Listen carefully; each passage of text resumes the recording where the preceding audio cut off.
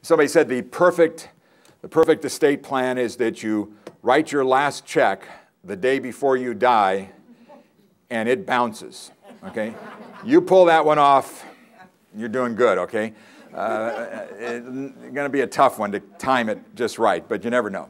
So you've got to figure out how you want this money to pass from you to your beneficiaries. There's a lot of dollars and cents issues involved. There's a lot of emotions involved with. You're dealing with your own mortality, for one thing, and that's always tough for us all to have to deal with.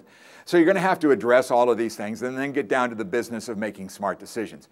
Do you just, if it's just between two spouses, husband and wife, just having it as a joint tenants with rights of survivorship will do the job.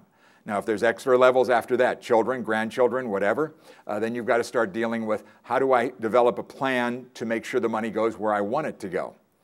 You can create a will. A will is a very good way to do that. There's only one problem with a will. It has to be probated, okay?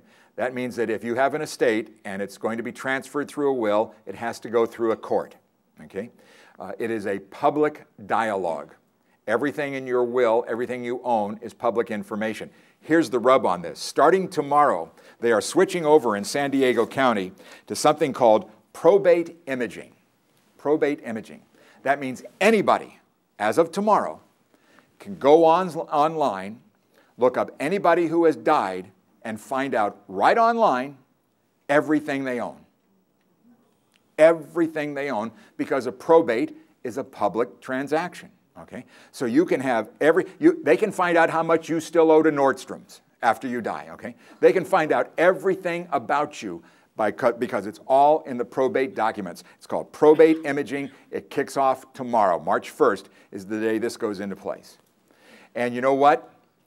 There's a lot of bad people out there that are going to be burning up their computers tomorrow because they're going to find out who's got what, who's the surviving, who's the beneficiary, who's this money supposed to go to, and they will come to them with scams that your mind can't even comprehend because it's a public document. They can get all of that information.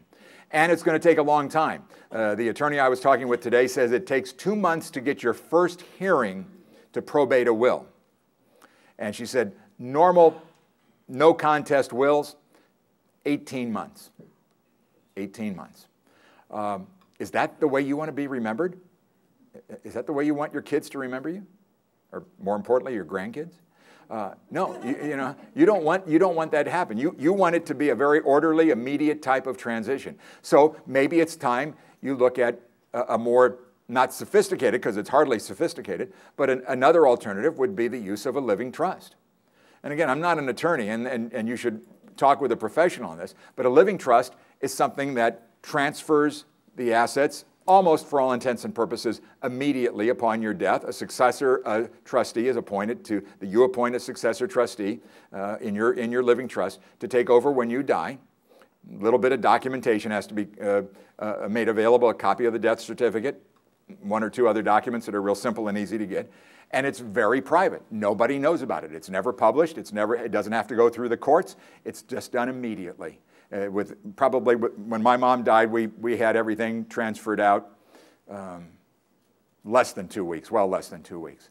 So it's a real simple, easy process to do, and it's going to save you a lot of grief, it's going to save you a lot of time, and it's going to save you a lot of anguish and a lot of money. It's going to save you a lot of money. Because a will, there are costs involved with probating, and they're set by law, okay?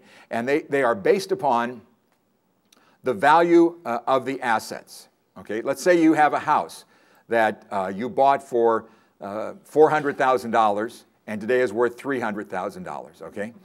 You're negative 100, oh, that's good? Is that was a good investment, okay? Okay. Oh. The problem is that house is underwater. It's worth less than what you paid for. But the fee charged on probate will be based upon the market value of the house, not how much equity you have in it. So you're going to be paying probate cost on an asset that is worth less than you paid for it. That's the law, folks. That's the law. So there's a lot of really bad things about using a will and using a probate. For some people, it works. For some people, you can go to, There's a bunch of online places, LegalZoom.com, places like that. They're fine. They're very, very good. But you better know what you're getting into. You better know what you're getting into with that. A living trust makes the transition that much easier.